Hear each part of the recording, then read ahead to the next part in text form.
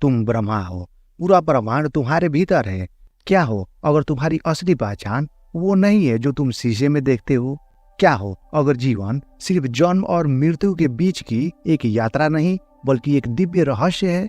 तुम कौन हो? एक शरीर, एक नाम, एक भूमिका, या फिर कोई ऐसा सत्य जो अनंत है, शाश्वत है और जिसे तुमने अभी तक नहीं जाना है? उपनिषद ये कोई साधारण ग्रंथ नहीं है, ये वो दर्पण है जो तुम्हारे भीतर असली रूप का दर्शन कराते हैं। लेकिन क्या आज के इस व्यस्त भागदौड़ भरे जीवन में हम उनके संदेश को समझ सकते हैं? क्या ये हजारों साल पुराना ज्ञान आज भी हमारे जीवन बदल सकते हैं? उपनिषद, जरा एक दृश्य सोचिए। रात्रि का गहरा सन्नाटा है। एक गुरुकुल के कोने में एक युवा शिष्य बैठा है, आंखों में सवाल लिए, और उनके सामने बैठे हैं एक शांत तेजस्वी गुरु जिनकी आंखों में ब्रह्मांड की गहराई बसती है। शिष्य पूछता है, गुरुदेव मैं कौन हूँ? गुरु मुस्कुराते हैं और बस इतना कहते हैं, उपनिषदों को पढ़ो, वहां तुम्हारा उत्तर है। उपनिषद शब्द का अर्थ ही है उप यानी पास, नी यानी नीचे, और पद यानी बैठना, यानी गुरु के पास बैठकर ज्ञान लेना। लेकिन यह ज्ञान किताबों का नहीं, यह है आत्मा का ज्ञान, अनुभव का ज्ञान, मौन का ज्ञान। उपनिषद वे ग्रंथ हैं जो वेदों के अंतिम हिस्से में आते हैं।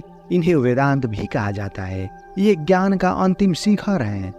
न पूजा पाठ, न कर्म कांड, बल्कि एक सीधा आमंत्रण है खुद को जानने का। ये न पूछते हैं कि तुम किस धर्म के हो, न ये बताते हैं कि स्वर्ग नर्क कैसे मिलते हैं। ये बस पूछते हैं, तुम कौन हो? तुम इस ब्रह्मांड में कहाँ से आए हो? और यही है इनकी शक्ति। उपनिषद कोई धर्म नहीं सिखाते, वो ज्ञान देते हैं। वे डर नहीं दिखाते बल्कि भीतर झांकने की हिम्मत देते हैं। उपनिषद हमें याद दिलाते हैं कि हम सीमित नहीं हैं, हम असीम हैं। अब सोचिए, आज जब दुनिया बाहर की दौड़ में उलझी हुई है, क्या कोई किताब हमें भीतर की यात्रा पर ले जा सकती है? हाँ, कर सकती है। और वो उस किताब का नाम है उपनिषद। वो कहते हैं, जिसने स्वयं को जान लिया उसने सब कुछ जान लिया। तो क्या तुम तैयार हो इस यात्रा पर चलने के लिए? अब जब तुमने जान लिया कि उपनिषद क्या है, अब अगला सवाल है, जिस परम सत्य को खोजते हैं वो ब्रह्मा क्या है? क्या वो ईश्वर है? क्या वो जगह है, या कुछ ऐसा जो तुम्हारे अंदर ही छुप कर बैठा हुआ है? ब्रह्मा परम सत्य, यह सब ब्रह्मा है। यह सृष्टि, यह आकाश, यह तुम और मैं भी। अगर सब कुछ ब्रह्मा है तो फिर ये दुख, ये अकेलापन, ये संघर्ष क्यों? क्या तुम्हें कभी लगा है कि तुम्हारी जिंदगी अधूरी है, जैसे कोई टुकड़ा गायब है, जैसे तुम कुछ खोज रहे हो पर समझ नहीं आ रहा है क्या? उपनिषद कहता है, तुम्हारा मन जो खोज रहा है वो बाहर नहीं भीतर है, और उसका नाम है ब्रह्मा। कल्पना कीजिए, एक लहर समुद्र से पूछती है, क्या मैं अलग हूँ तुमसे? समुद्र मुस्कुरा कर कहता है, तो मैं ही है, तू बस मेरी एक अभिव्यक्ति है। उपनिषद भी यही कहते हैं, तुम ब्रह्मा से अलग नहीं हो, तुम उसी की अभिव्यक्ति हो। ब्रह्मा यानी वो एक अद्वितीय सत्ता जो न दिखाई देती है न पकड़ी जा सकती है, लेकिन जिससे सब कुछ पैदा हुआ है और जिसमें सब कुछ समा सकता है। ब्रह्मा कोई भगवान नहीं है जो मंदिर में बैठा है। ब्रह्मा वो चेतना है जो तुम्हारे भीतर है, मेरे भीतर है, और इस पूरे ब्रह्मांड में फैली हुई है। उपनिषद इसे ऐसे समझाते हैं, सत्यम ज्ञानम अनंततम ब्रह्मा। सत्य है, ज्ञान है, अनंत है, वही है ब्रह्मा। तुम जब किसी शांत रात को आकाश की ओर देखते हो, या जब ध्यान में डूबकर खुद से मिलते हो, उस मौन में जो चेतना महसूस होती है वही ब्रह्मा है। ब्रह्मा एक अनुभव है जिसे शब्दों में नहीं, केवल मौन में जाना जा सकता है। जैसे नमक को पानी में घोल दो, वो दिखेगा नहीं पर हर बूंद में उसका स्वाद होगा। वैसे ही ब्रह्मा हर जगह है, अदृश्य है पर उपस्थित है। एक दृश्य सोचो, एक ऋषि ध्यान में बैठे हैं, आंख बंद, सांसें स्थिर, और फिर अचानक उनकी आंखों से आंसू निकलते हैं। कोई शब्द नहीं, बस मौन, क्योंकि उन्होंने उस ब्रह्मा को अनुभव किया जिसके बाद कुछ भी जानना बाकी नहीं रहता। अब सोचिए, जब उपनिषद कहते हैं तत्वमसि, तुम वही हो, तुम्हारी सच्चाई, तुम्हारी शक्ति, तुम्हारा शुद्धतम स्वरूप वही है ब्रह्मा। दुनिया कहेगी तुम सीमित हो, पर ब्रह्मा कहता है तुम असीम हो। अब जब तुमने जान लिया कि ब्रह्मा क्या है, तो अगला प्रश्न है, अगर ब्रह्मा सर्वत्र है तो आत्मा क्या है? क्या आत्मा भी ब्रह्मा का अंश है, या आत्मा ही ब्रह्मा है? आत्मा तुम्हारी सच्ची पहचान। अगर तुमने आत्मा को जान लिया तो फिर कुछ भी जानना बाकी नहीं रहता। तो सवाल उठता है, क्या हमने खुद को कभी सच में जाना है? हर सुबह हम आईने में देखते हैं चेहरा, शरीर, नाम, पहचान, लेकिन क्या वही हम हैं? क्या आत्मा कोई धार्मिक शब्द है या वो हमारा असली चेहरा है जो कभी बदलता नहीं, जो जन्म मृत्यु से परे है? आत्मा तुम्हारी सच्ची पहचान है। कल्पना कीजिए एक बच्चा जिसने कभी खुद को आईने में नहीं देखा।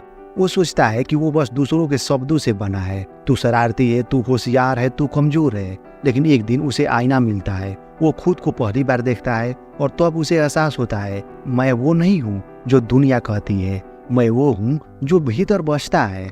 यही है आत्मा की खोज। उपनिषद कहते हैं आत्मा शरीर नहीं है, मन नहीं है, विचार नहीं है। आत्मा वो खोज है जो देख रहा है, जो महसूस कर रहा है, जो इन सब का साक्षी है।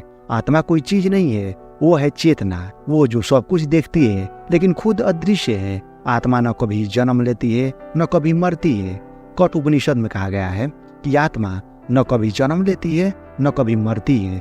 एक और अदृश्य सोचिए, एक दीपक रखा है कमरे में, दीपक बुझ जाए, क्या रोशनी खत्म हो गई?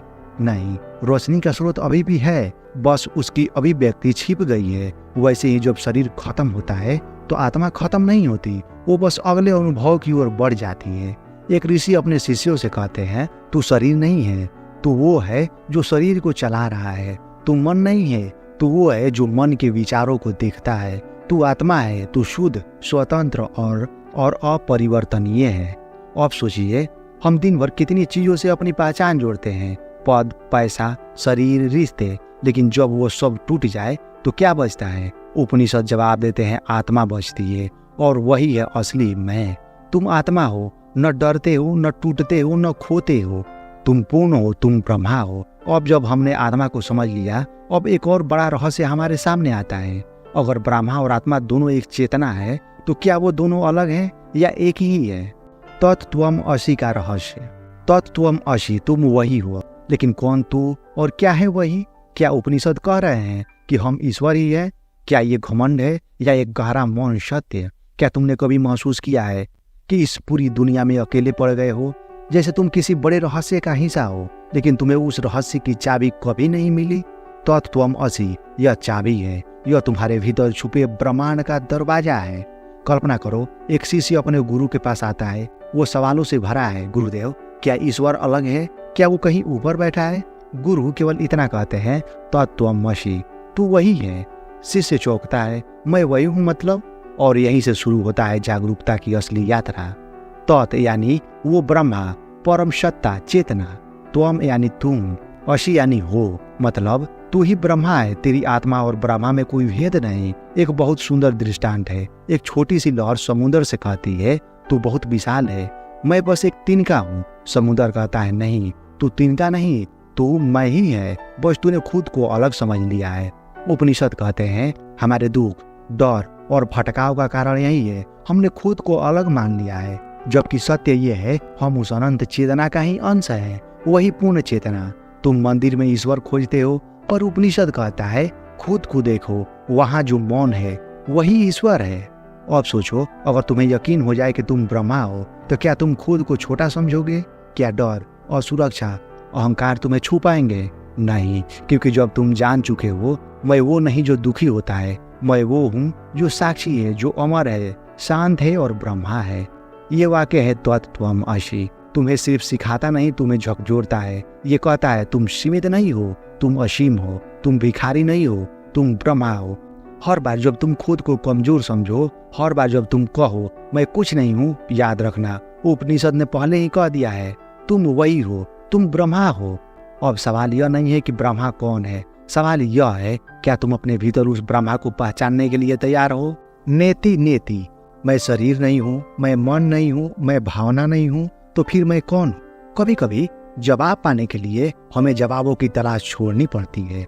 हमें खुद से पूछना पड़ता है, जो मैं नहीं हूँ क्या उसे छोड़ पाने की हिम्मत है?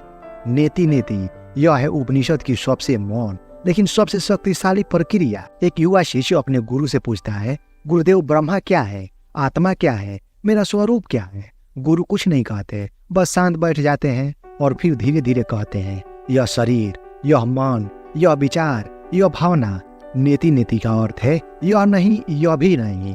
यह सत्य को खोजने की नहीं, बल्कि असत्य को मिटाने की प्रक्रिया है। सोचिए, अगर किसी मूर्ति को पत्थर से बनाना है तो मूर्तिकार क्या करता है? जो मूर्ति नहीं है उसे हटाता है। एक एक करके पत्थर हटते जाते हैं और अंत में सच्चा स्वरूप प्रकट होता है।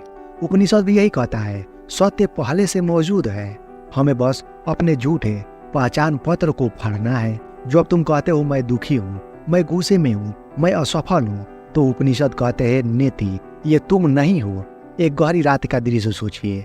एक साधक ध्यान में बैठा है, उसके भीतर विचारों की हलचल है, भावनाओं का तूफान है, पर वह एक एक करके सबको देखता है और छोड़ता है। नेति नेति नेति, और फिर मौन उतरता है और उस मौन में वो पहली बार खुद को देखता है जैसे वह वास्तव में है, शुद्ध, शांत, असीम। आज की दुनिया कहती है add more, do more, be more, पर उपनिषद कहता है कम करो, हटाओ, छोड़ो, जो बचाओ वही तुम हो। यह आत्मज्ञान का रास्ता है जहाँ सब कुछ छोड़ने के बाद तुम पहली बार खुद से मिलते हो। अब जब हमने जाना कि तुम शरीर नहीं हो, मन नहीं हो, भावना नहीं हो, तो अब सवाल यह है जो बचा है वो क्या है? The illusion of the world. माया क्या है? जैसे सपना सच लगता है जब तक हम सो रहे हैं, वैसे ही यह संसार भी सत्य लगता है जब तक हम जाग नहीं जाते। तो फिर पूछो खुद से, क्या तुम अभी भी सो रहे हो? तुम सुबह उठते हो, भागते हो, कमाते हो, दुखी होते हो, खुश भी होते हो, और फिर एक दिन सब खत्म हो जाता है। क्या यह जीवन वाकई में सच्चा है या हम किसी बड़े भ्रम का हिस्सा है जिसे हम सच मान बैठे हैं? माया, the illusion of the world. कल्पना कीजिए, एक आदमी सपना देख रहा है। सपने में वह राजा है, सिंहासन, दौलत, सेना, सब कुछ है, लेकिन जैसे ही आँख खुलती है सब गायब हो जाता है। राजा फिर एक सामान्य इंसान बन जाता है। यही माया है। माया वो शक्ति है जो असत्य को सत्य की तरफ दिखाती है, जो ज्ञान से पर्दा डालती है ताकि तुम सत्य को न देख सको। उपनिषद कहते हैं ब्रह्मा सत्य है, जगत माया है, ब्रह्मा अस्थाई है और यह दुनिया एक अस्थाई नाटक। सोचो, जब तुम दुखी होते हो, डरते हो, परेशान होते हो, वो सब कुछ उसी माया के कारण होता है, जो तुम्हें यह यकीन दिला देती है कि तुम सिर्फ यह शरीर हो, तुम्हारे पास जो है वही तुम, और जो खो गया उससे तुम भी खत्म हो गए। एक उदाहरण, एक रस्सी रात के अंधेरे में सांप जैसी दिखती है। तुम डरते हो, भागते हो, चीखते हो, पर जब रोशनी आती है तो समझ आता है सांप कभी था ही नहीं। यह रस्सी और सांप का भ्रम ही माया है। माया डर नहीं पैदा करती, डर की कल्पना पैदा करती है। उपनिषद हमें बार बार जगाते हैं, यह जो तुम बाहर देख रहे हो वो अस्थाई नहीं है, वो बदलने वाला है, वो बीत जाने वाला है। तो फिर जो कभी नहीं बदलता वो कहाँ है? तुम्हारे भीतर, तुम्हारी आत्मा में, ब्रह्मा में। आज का इंसान माया की सबसे मजबूत गिरफ्त में है। सोशल मीडिया, तुलना, महत्वाकांक्षा, डर, हर जगह माया है, हर जगह नकाब है, हर तरफ झूठ का आकर्षण है।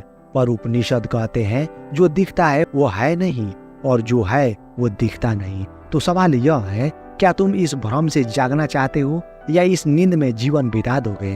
अगर तुम माया को समझ चुके हो तो अगला सवाल उठता है, अगर यह दुनिया एक भ्रम है तो फिर यह जन्म और मृत्यु का चक्र क्या है? क्या कर्म, पुनर्जन्म, भाग्य ये भी माया है या इनमें कोई गहरा रहस्य छुपा है?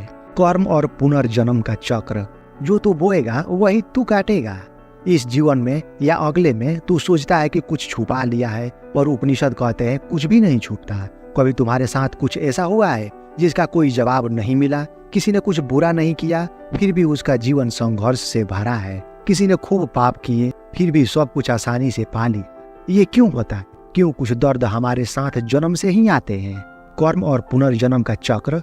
एक बार एक युवक गुस्से में तपते हुए अपने गुरु से पूछता है, अगर ईश्वर न्यायी है तो दुनिया इतनी अन्यायी क्यों है? गुरु शांत रहते हैं और कहते हैं, समझने की कोशिश कर, यह जीवन अकेला नहीं है, यह एक श्रृंखला है, यह एक यात्रा है, एक चक्र जिसका नाम है कर्म और पुनर्जन्म। कर्म यानी क्रिया, जो भी तुम सोचते हो, कहते हो, करते हो, हर एक विचार एक बीज की तरह बोया जाता है, और वो बीज कभी भी किसी भी जन्म में फल बनकर वापस आता है। जैसा कर्म वैसा फल।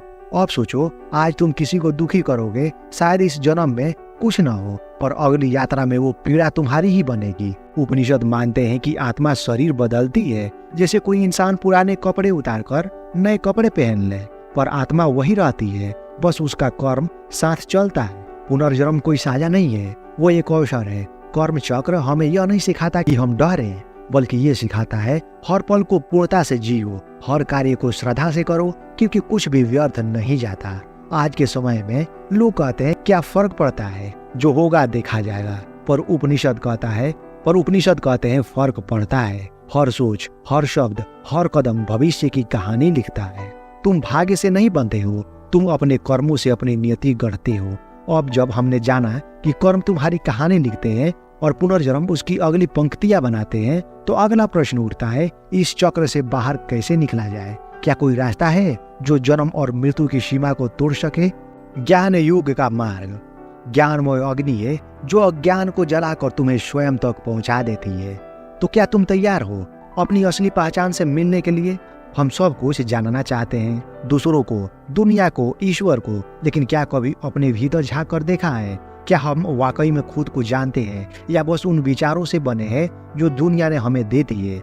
ज्ञान योग का मार्ग। एक युवा शिष्य गुरु से पूछता है, गुरुदेव मुझे मोक्ष चाहिए, मुक्ति चाहिए, बताइए क्या करूं? गुरु शांत होकर कहते हैं, पहले जानो कि तुम कौन हो। जब तुम जान जाओगे कि तुम कौन हो, तो अब कुछ करने की जरूरत नहीं रहेगी। यही ज्ञान योग है। ज्ञान योग कोई बाहरी साधना नहीं है, यह स्व अन्वेक्षण है। यह वो चश्मा है जो भ्रम के बादलों को हटाकर तुम्हें तुम्हारी शुद्ध चेतना से मिलाता है। एक दर्पण की कल्पना करो जिस पर धूल जमी है। तुम सोचते हो कि दर्पण गंदा है, लेकिन जब तुम एक एक परत साफ करते हो तो अंत में खुद को देख पाते हो। ज्ञान वही सफाई है, मन के दर्पण को साफ करने की प्रक्रिया। उपनिषद कहते हैं, श्रवणम मननम निध्यासनम।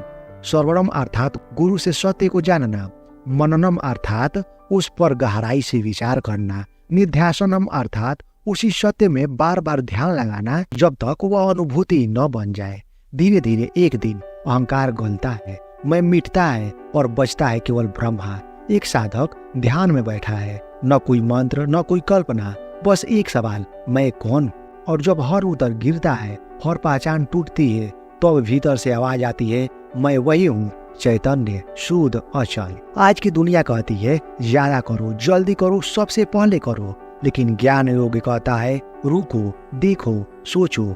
जब दिखने वाला ही शुद्ध हो जाए तो वो जो कुछ भी देखा जाए वो भी शुद्ध दिखने लगता है। अब जब हमने जाना कि ज्ञान ही मुक्ति का मार्ग है, तो अगला सवाल है, इस ज्ञान को अस्थायी कैसे बनाया जाए? क्या कोई तरीका है जिससे हम उस ब्रह्मा से हर रोज जुड़ सके?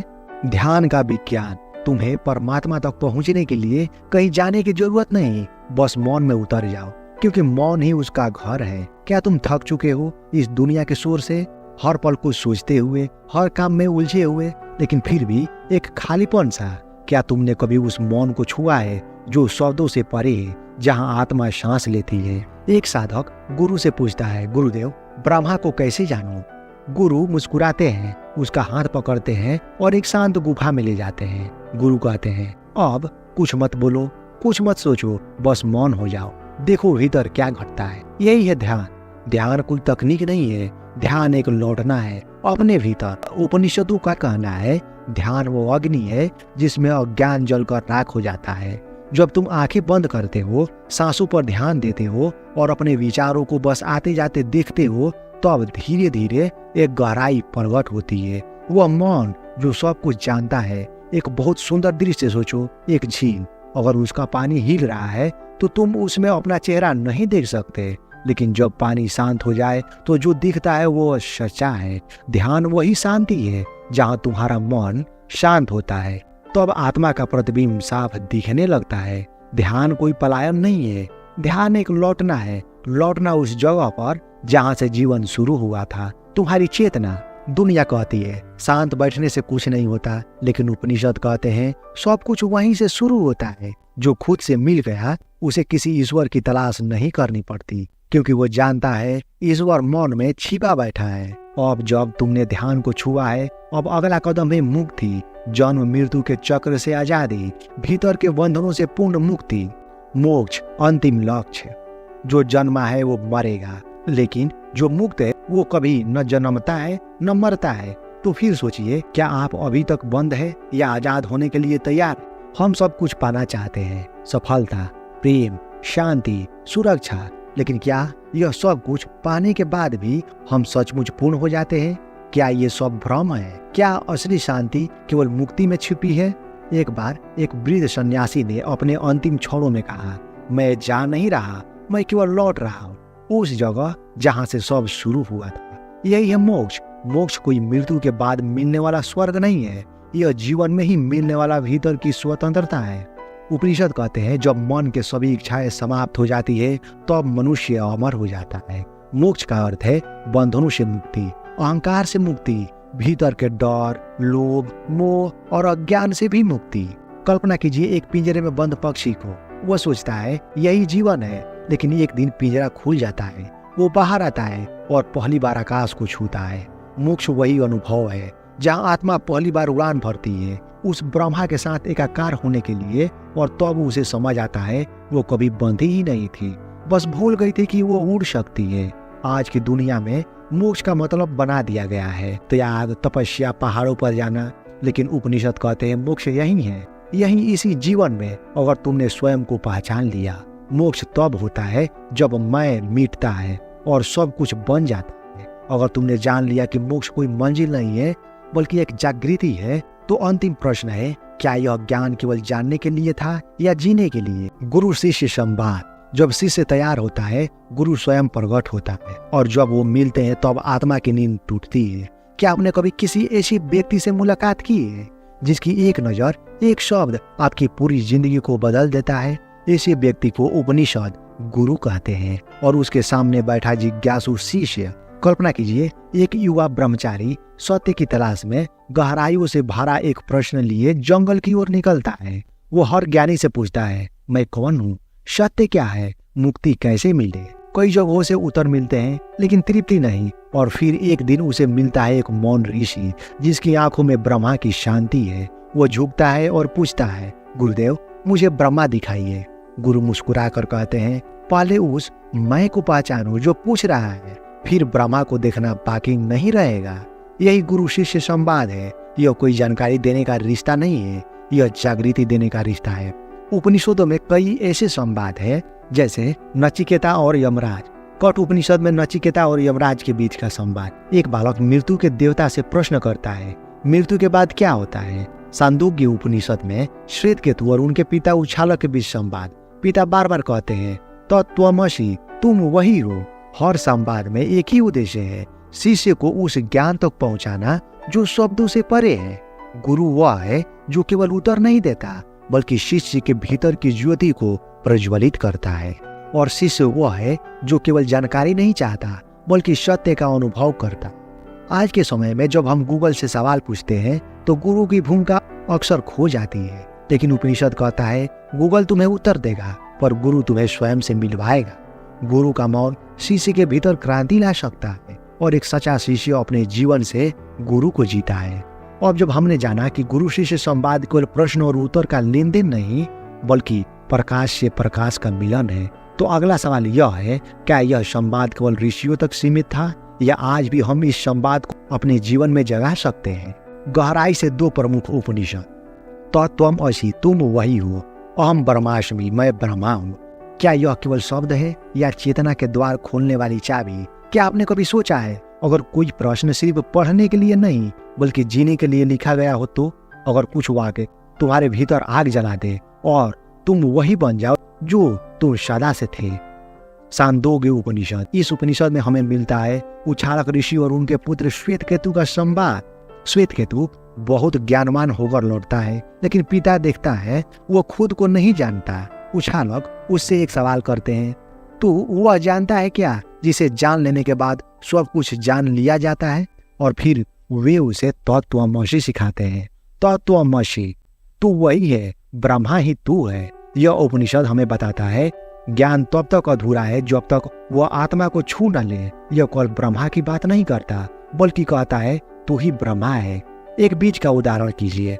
बीज को तोड़ो, अंदर कुछ दिखाई नहीं देगा, पर उसी कुछ नहीं से वृक्ष उगता है। उसी तरह आत्मा दिखती नहीं है लेकिन वही सब कुछ है। यह सबसे विशाल और सबसे रहस्यमय उपनिषद है।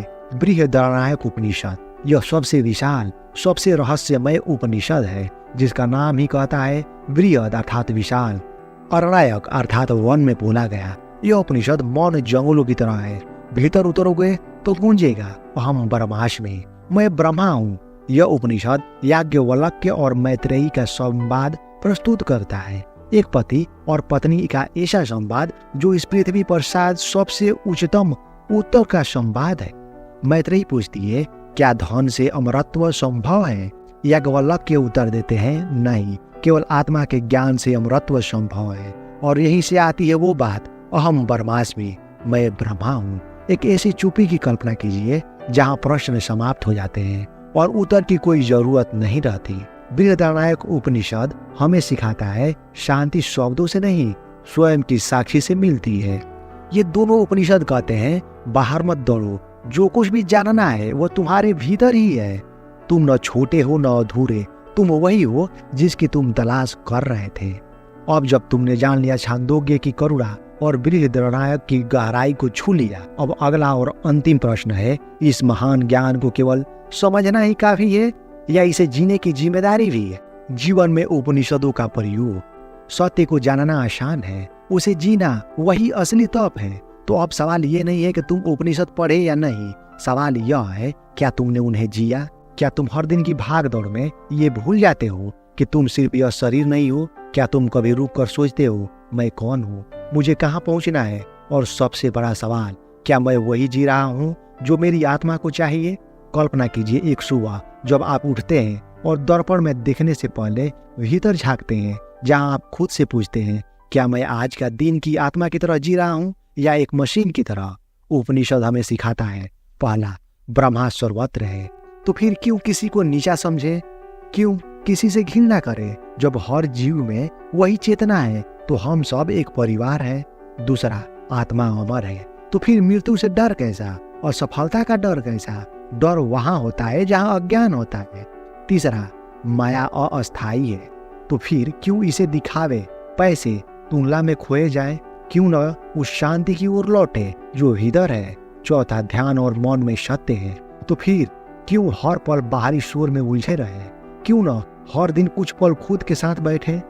पांचवा, ज्ञान ही मुक्ति है, और यह ज्ञान सिर्फ किताबों से नहीं आता, यह आता है जब हम हर क्रिया को ध्यान से करें, हर संबंध को प्रेम से निभाए और हर क्षण को पूर्णता से जिए। एक गृहस्थ जीवन में भी एक व्यक्ति जो सुबह आंख खोलकर तत्त्वमसि को याद करता है, जिसके हाथ में सेवा और मन मौन में है, वही उपनिषद का सच्चा साधक है।